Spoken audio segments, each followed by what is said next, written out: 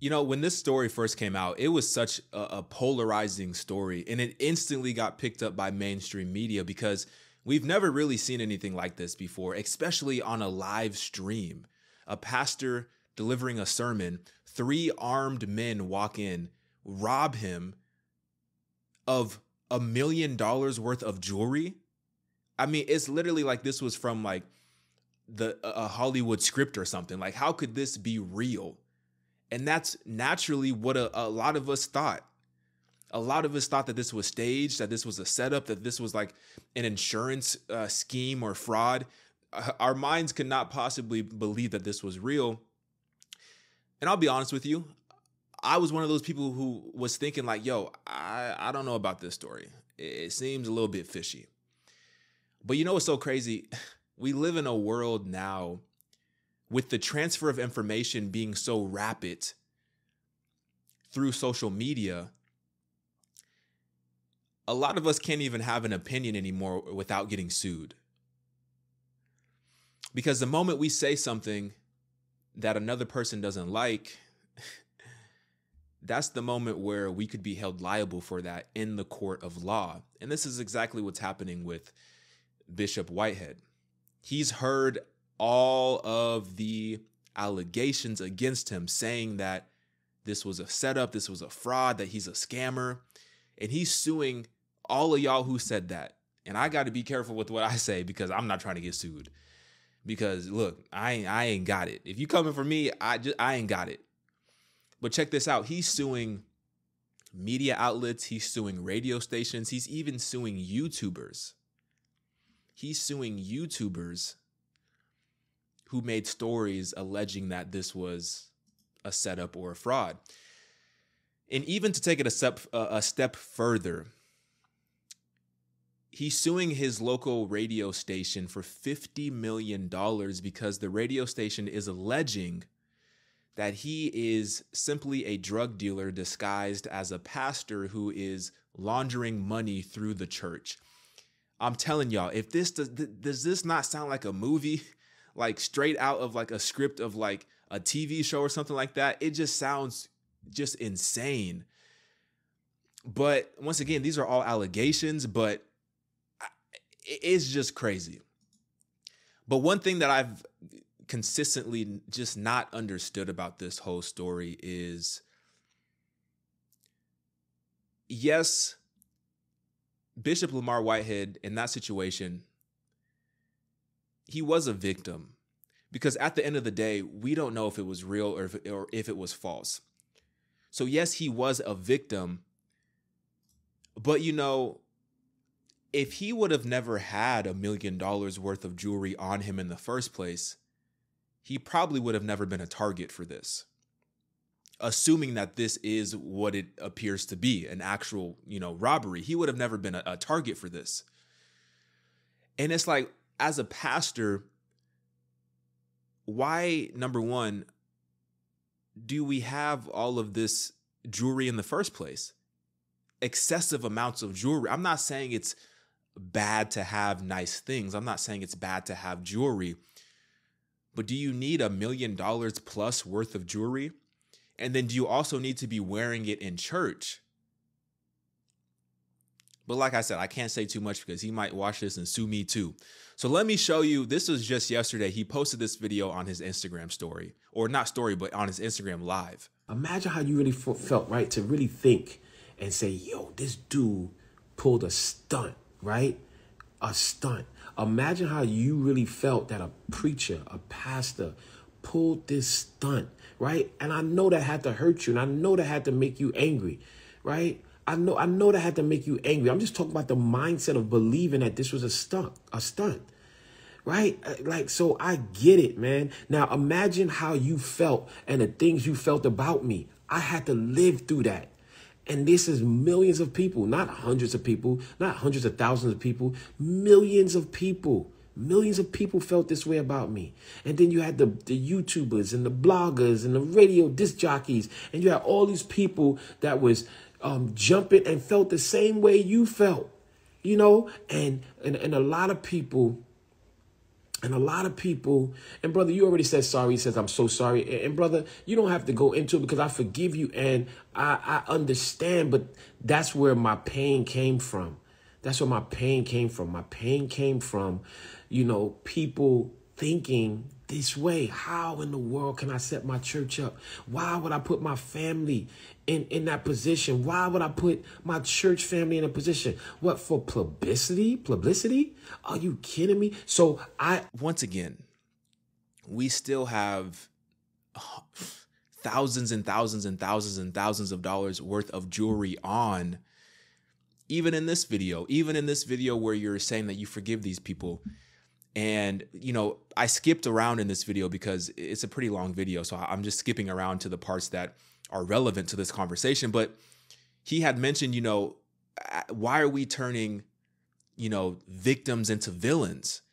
Because he was saying that he's a victim in this situation. And once again, assuming that this is what happened, that they ran up in here, you had no affiliation with them, and they robbed you. You're a victim, but this could have been avoided. This could have been avoided. And maybe this might be God saying, hey, maybe you need to be moving differently. Maybe you don't have to have a Cuban. He's got a Cuban link on right now. He's got a gold Cuban link on right now. He's got an iced out watch on right now. He's got a iced out ring on right now. So like the wisdom and the discernment in this situation from a pastor, from my view, is extremely lacking. I understand why. I'm supposed to be a trusted vessel. I'm supposed to be a pastor of the Lord's church. Not perfect, but a pastor. I'm not perfect. But to do something that is heinous, that has to be well thought out to orchestrate a robbery like that. And then people say, oh, he did it for insurance. And where's he getting his money from? He's robbing the church. And then everybody began to be upset with me at the same time. And guess what? They was upset with me over a lie. And brother, he says, I feel bad and I'm stupid. You are my brother. And I ran with the crowd instead of defending my brother. It's all right. Honestly, we all have been wrong sometime. And that's why I'm going live today to just tell you guys that I forgive you. I forgive the men that robbed me. I forgive the people that talked about me. And but that does not omit and that does not make me forfeit my right to sue you, because yes, you will be sued. So don't go back to this live and say, well, he forgave me. No. You have committed a reputational damage in my life. You have destroyed my companies. And I'm not talking about the laymen. I'm talking about these people, these disc jockeys and these YouTubers and these vloggers and everybody that was making money off of YouTube of my name. Everybody, So clearly you could see, even still, where his mind is at. It's not necessarily in a place, from my interpretation, of true forgiveness. It's not in a place of true forgiveness. And a lot of this heat that he's feeling and a lot of this negative pushback that he's feeling is as a result of the flashiness, is as a result of the money. Like he said, a lot of people are asking, where did you get all this money from? That's why we have stories like these where this radio host is alleging that he's a drug dealer, because people are asking, where are you getting all this money from exactly? So it's like, as a pastor leading a church, if you see this negative attention, if you see this division, if you see that your flamboyance, that your flashiness is causing issues, why wouldn't you just tone it down? Why wouldn't you just take the high road and just turn it down? Just tone it down. You don't have to wear I'm not saying I'm not saying you can't wear a chain. You can wear nice things. You can have nice things. But does it have to be to that extent? Because that's what's causing so much problems. But even today, during that video that you just watched, it's not necessarily about forgiveness.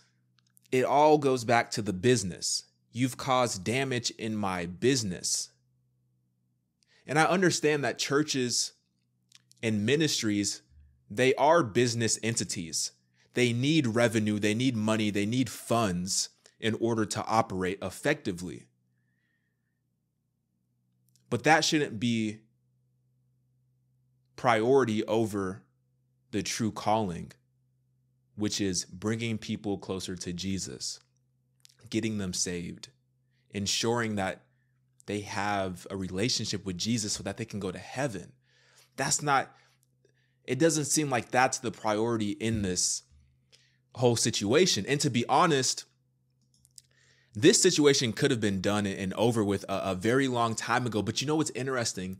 It's almost as if he wants to remain in the public circle, in the public light. And there's nothing wrong with that, as long as you understand the implications that come with that, especially when you're a pastor. As flashy as you are, there's going to be pushback. I don't think, suing is necessarily the correct way to handle these things, because like you see here, he's got 1.5 million followers on Instagram, which is a ton of people. Whether it's real followers or not, I don't know. You be the judge. 500 likes, 1,700 likes, 700 likes. The engagement doesn't seem to match the follower count. But that's besides the point, because even in this video right here, when he's forgiving the robbers, look at all the media outlets that he's tagging: The Shade Room, World Star, Baller Alert, CNN, NBC, ABC News, Fox News, NY Mag, NY Times, NY Post, Daily News. It's like, if you don't want the attention, if you don't want the heat, if it's negative publicity for your business, then step out of the spotlight for a little bit. Just step out of the spotlight. But it's almost like a lot of these internet pastors, a lot of these internet preachers, they crave the attention so much, whether it's negative or positive. Even if they say that they don't want the negative attention, it's almost like an addiction at this point, because if you don't want the attention, then just step out of the spotlight. Stop trying to push the story out to more and more media outlets. Just step out of the spotlight. Take some time to reestablish your ministry, to reestablish your church on a solid foundation built on the word of God, and don't worry about the media aspect of it.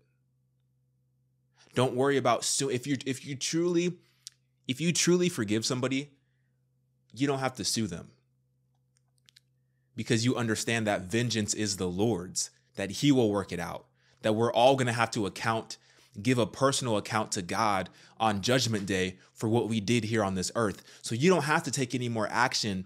The biggest action that you can do is to truly forgive them, because that's a posture of the heart. That's a fruit of the Spirit. And that's what God is looking for.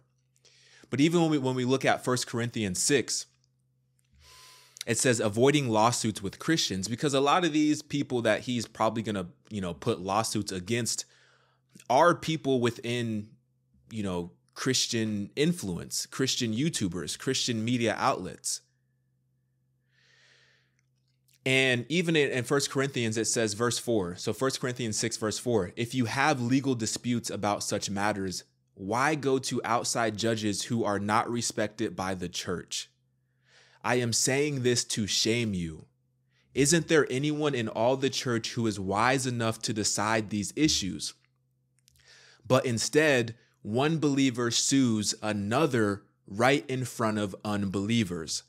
And look, I understand that he's hurt. I understand that he feels like his reputation has taken an impact, and as a result, that has affected his business. But I can't feel bad about this situation, really. Because if you wouldn't have had millions of dollars on you as a preacher, you would have never been a target. You would have never been a target, because they're not, somebody who's going to rob you, they're not going to show up if there's nothing to take. So was it real? Was it fake? I don't know. I don't have all the details. I don't know. As I said, this dude is out here suing everybody. So Don't sue me for my opinion. If you don't want to be in the spotlight, then step out of the spotlight. Like I said, this story could have been over and done with, but it seems like he's continuing to drag it out because sadly enough, attention is currency nowadays. The more attention you can get, whether it's positive or negative, you can somehow translate that into currency. And that's the world that we live in. So I think, we should be praying for Bishop Lamar Whitehead, regardless of how you feel about him. And I always say this, like, let's take the high road as Christians. Let's not always be those judgmental type of Christians. There's a time and there's a place for that. But let's also recognize, like, let's not burden our own hearts with these situations. I bring this to your attention so that we can pray for him, so that we can, pray for the people within the church that still follow him and see him as a leader. That's ultimately why I bring this to your attention, so that we can pray for our brothers and sisters within the body of Christ. So what do you think about this story? Get in my comments, like this video. I'm out.